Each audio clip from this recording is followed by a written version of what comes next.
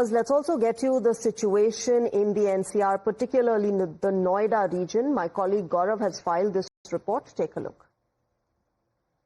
तो यमुना में बाढ़ आई हुई है और इसका असर दिल्ली से सटे हुए नोएडा, ग्रेटर नोएडा के उन इलाकों में भी दिखाई दे रहा है जो कि नदी के किनारे बसे हुए हैं या नदी के डूब क्षेत्र में हैं। हम ये सेक्टर 150 के पास हैं और ये गढ़ी गांव है और आप देखें तो यहाँ पर यमुना के डूब क्षेत्र में तमाम सारे जो फार्म हाउसेज हैं, आश्रम हैं या लोगों ने इस तरह के इंतजाम भी कर रखे थे।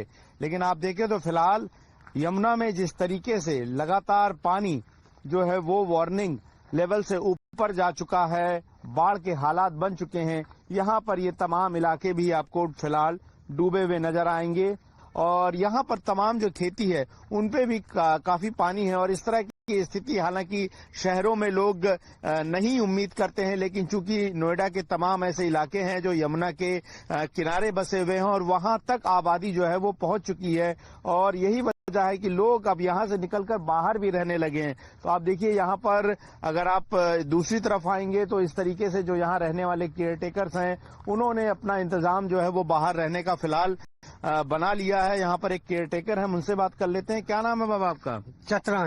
कहाँ रहने वाले हैं? वे मुड़ाई की है। अच्छा, तो ये पानी कितना है यहाँ पे फिलहाल? भी कितना? 1 टन है। 3-4 फीट पानी हो गया। हाँ। तो कब से पानी हो गया? अभी हो गया है 12 बजे रात से भाई। तो बढ़ रहा पानी? हाँ, बढ़ रहा है। तो यहाँ जितना लोग रहते थे आश्रम में सब अभी कहाँ चले गए? भी अपनी होते चले गए। तो क्या पानी अंदर आश्रम के अंदर भी अब चला गया है? हाँ, अंदर है पानी। सामान वामान में सब पानी चला गया होगा? हाँ। अच्छा। हाँ।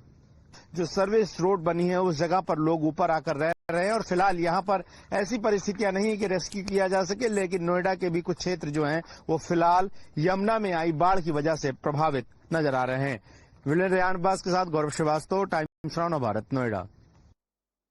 Yamuna water level has been consistently going above the danger mark since the last few days. In fact, currently it is hovering around 206 meters since the last few hours. This has led to a lot of low-lying areas being flooded. In fact, these are residential areas where a lot of water has seeped in. We are reporting from Yamuna Bazaar, where you can see that this is a residential area, but a boat is present here to go to and fro, and that is the state that we are reporting on. In fact, there is also a BJP office inside, and that is it's also become very difficult to travel to that. In fact, you can see this area is also extremely dirty, so we can only imagine the plight of the citizens who stay here. In fact, the car, requesting my camera person Harinder to zoom into the tires of the car which is currently present here as well. You can see it is also submerged in dirty water, and in fact this is all across. You can see that flooding has taken place. In fact, the IMD has also sounded an alert for Delhi NCR. Yamuna water level continues to increase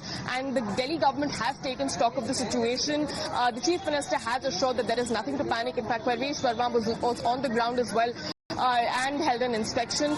But at the moment, Yamuna water level continues to rise, leading to panic amongst citizens of Delhi NCR. Isha Mishra with Harinder Chaudhary for Times Now.